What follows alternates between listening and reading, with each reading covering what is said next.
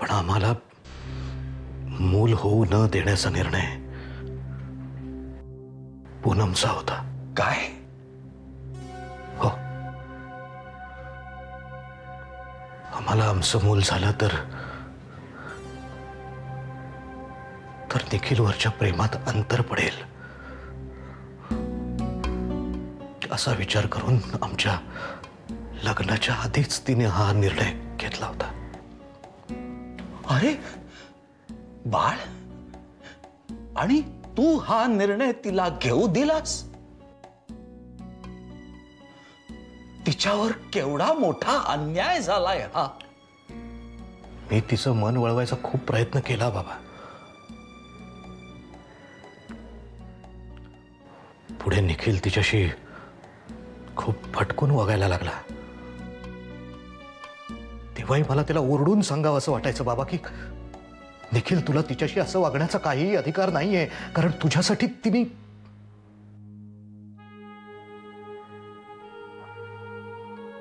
पण नाही, तेव्हा सुद्धा पूनमने नाही बोलू दिलं मला. श्रीराम,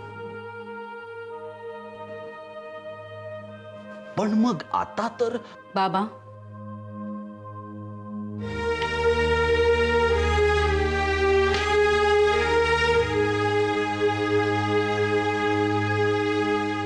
निखिल माझा एकुलता एक मुलगा होता.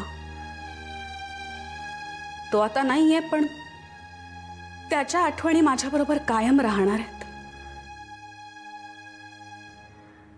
पण तो इथे नाही म्हणून मी त्याची जागा दुसऱ्या कोणाला घेऊन देईन असंही नाहीये बाबा. मुलाला जन्म देणं म्हणजेच स्त्रीत्वाची पूर्तता वगैरे या गोष्टी मी नाही मानत बाबा. मी एक आई होते, निखिलची आई, आणि माझं माझ्या निखिलवर खूप प्रेम होतं. मी तेवढंच प्रेम माझ्या स्वतःच्या पोटच्या पोराला सुद्धा देऊ शकेन की नाही मला नाही माहित.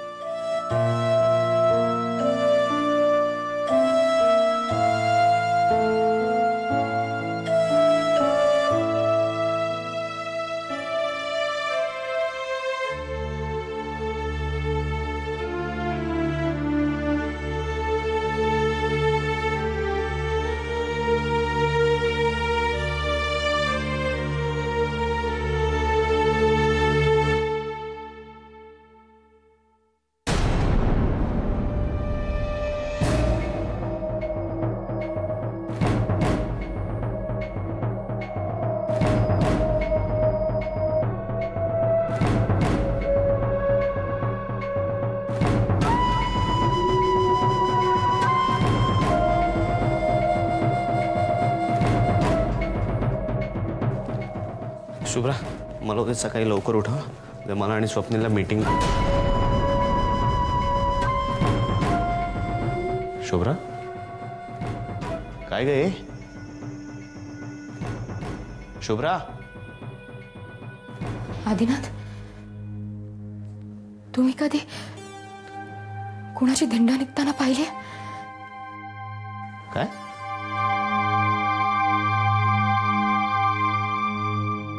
तोंड काळा करून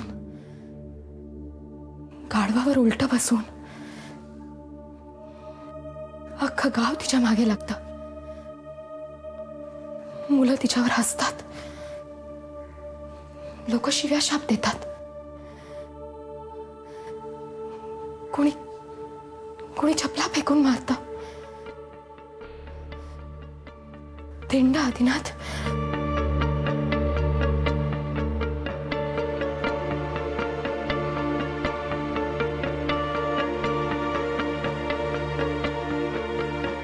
तू कुठे पाहिलीस?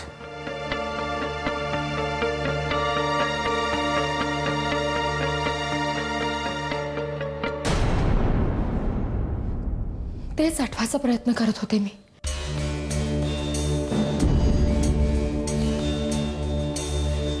आदिनाथ, आज सकाळपासून याच सगळ्या गोष्टी माझ्या मनात खोळतायत. पण मी हे दृश्य आजपर्यंत कधीही पाहिलेलं नाहीये, अगदी स्वप्नातही. पण आज सकाळपासून का कोणास ठाऊक एखादं जुनं विसरलेलं गाणं तोंडी यावं तशा या गोष्टी मला आठवत आहेत. पण आठवण त्याच गोष्टींची होती ना, जी गोष्ट आपण कधीतरी अनुभवलेली किंवा पाहिलेली असते.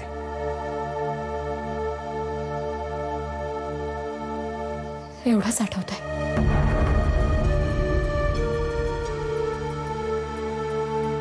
ती एका बाईची दिंड होती.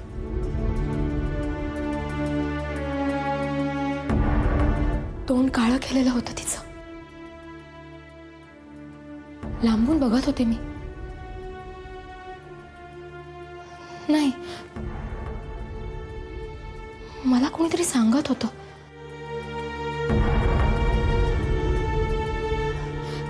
मला नीट आठवत नाही आदिनाथ.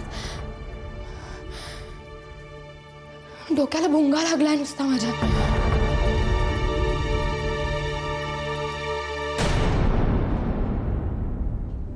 त्यावेळी नाही,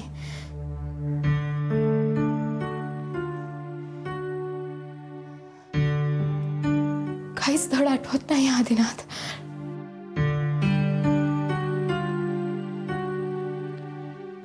जाऊ दे ना शुभा. कदाचित कुठली तरी गोष्ट वाचली असशील तू किंवा कुठेतरी सिनेमात पाहिला असशील. जाऊ दे, एवढा विचार नको करूस.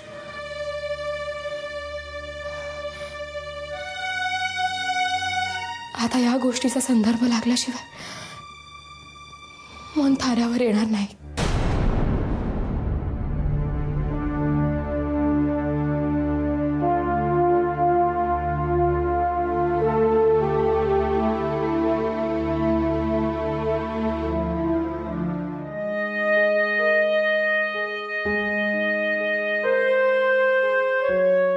चला, मी तयार आहे. बाळाची झाली का तयारी? हो झाली, तो फोनवरच बोलतोय. तुमचं दूध. श्रीराम श्रीराम. पूनम, मला सोडण्याच्या नादात बाळला उशीर नाही न ग होणार? नाही हो बाबा. तुम्हाला दुधाबरोबर काय बिस्किट वगैरे? नाही, नको नको.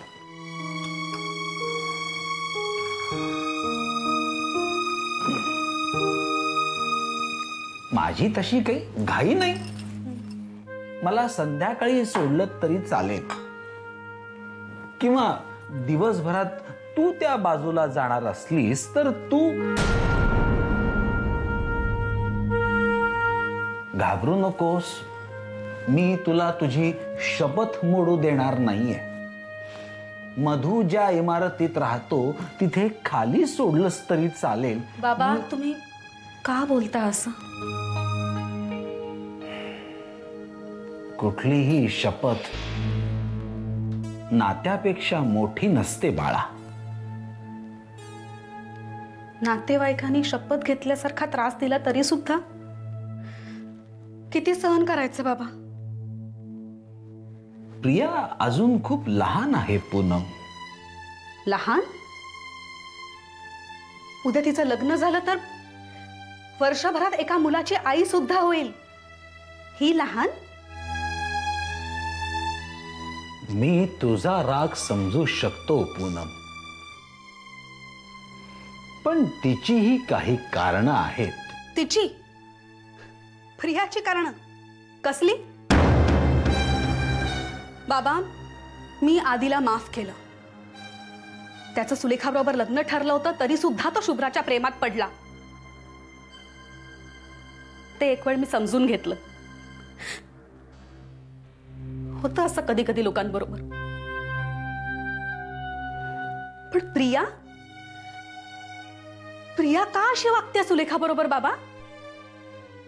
तिला तिला कोणी अधिकार दिलाय?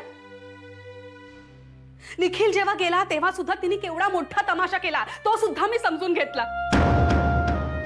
मला वाटलं निखिल हा असा अचानक गेला म्हणून त्याच्यावरची तिची रिॲक्शन असेल ती, पण तिची कोणती ती मैत्रीण, ती गेली तरी सुद्धा त्याला जबाबदार सुलेखाच.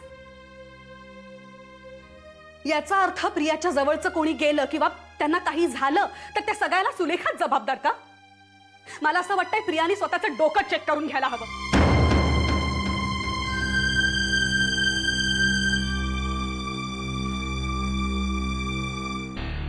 बाबा, माझं बोलणं जर का तुम्हाला खूप हार्श वाटलं असेल तर आय एम सॉरी,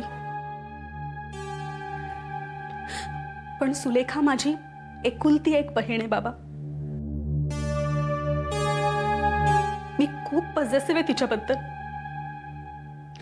आणि तिला असं कुणीही काही बोललं किंवा तिच्याशी कुणीही कसंही वागलं तर मला नाही सहन होत. कसं सहन करू मी बाबा, तुम्हीच सांगा ना. मी काय बोलणार? ज्याच्या पोटात आग पडलेली असते त्याला उपासाचं महत्व समजावून सांगणं जितकं निरर्थक असतं तितकंच आपलं या विषयावर बोलणं निरर्थक आहे पूनम. अर्थात तुझीही काही चूक नाहीये म्हणा. तुझं म्हणणं मला 100% पटतंय, पण पटणारी प्रत्येक गोष्ट रुचतेच असं नाही ना पूनम.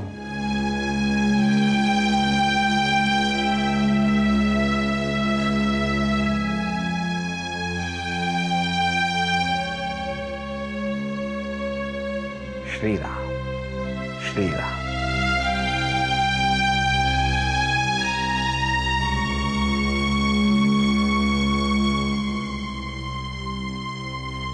पांडू, काल रात्री चाललाय तो, अजून सकाळ झालेली नाहीये त्याची, पण तो तुला बोलावून सगळे रिपोर्ट विचारेल. त्याला काहीही सांगायचं नाही.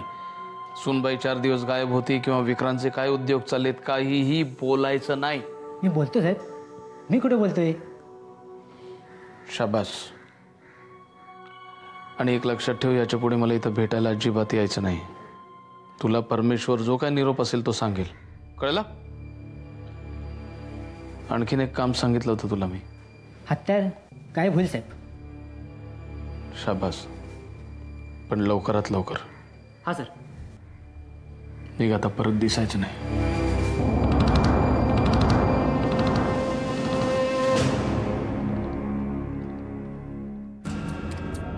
तो विचार अजून माझ्या डोक्यातून जात नाहीये डॉक्टर. पण मला ठामपणे माहितीये की मी ते दृश्य कुठेही पाहिलेलं नाहीये, कुणी मला त्याबद्दल सांगितलेलं नाहीये किंवा मी कुठे ते वाचलेलं सुद्धा नाहीये. मग सतत ते विचार माझ्या डोक्यात का घोळतात डॉक्टर? मी एकटी असले, कुठली तंद्री लागलेली असली की हेच चक्र मनात चालू असतं. एक्झॅक्टली काय दिसतं तुम्हाला मिसेस शास्त्री? धिंड, एका बाईची धिंड. तिचं तोंड काळं केलं जातं. लोक तिला शिव्या शाप देतात, तिला चपला फेकून मारतात. पण या सगळ्या गोष्टी मला दिसत नाहीत डॉक्टर. म्हणजे निदान भूतकाळातल्या ज्या गोष्टी मला दिसतात तसं मला काहीच दिसत नाही. फक्त विचार मनात पिंगा घालू लागतात. कोण असेल ही बाई? तिचा माझ्याशी काय संबंध? मला असंही वाटून गेलं डॉक्टर की ती बाई मीच तर नव्हे. ती माझीच धिंड तर.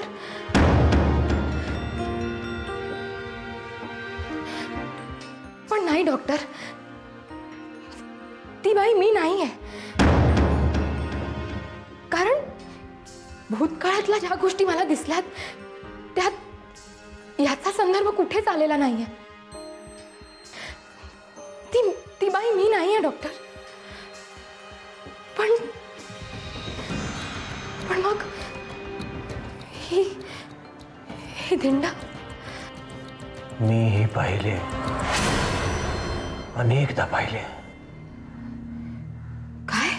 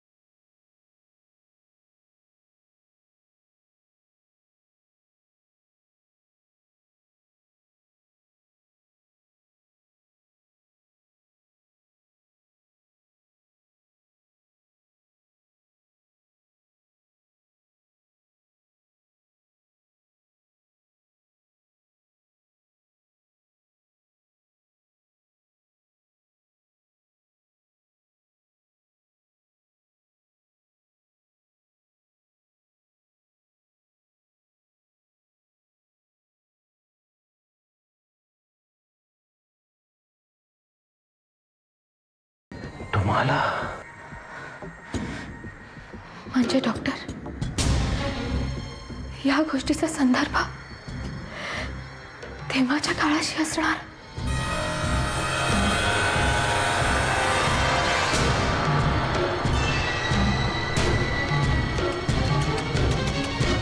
शोध घ्यायला हवा मिसेस शास्त्री, शोध घ्यायला हवा.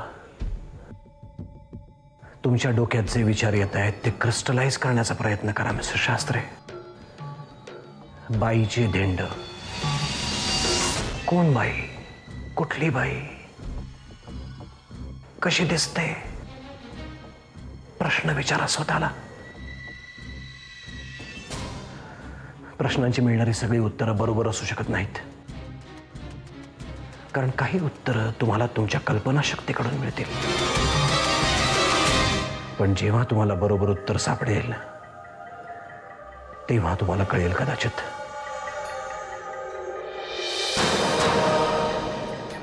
ती बाई मीच असले तर?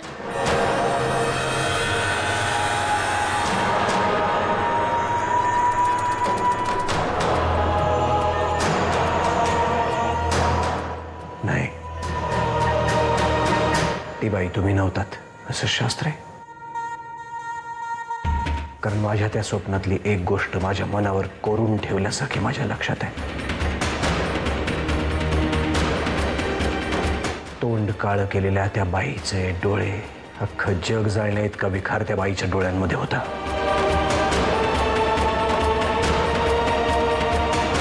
ते डोळे शुभ्राचे नाहीत आणि पार्वतीचेही नाही.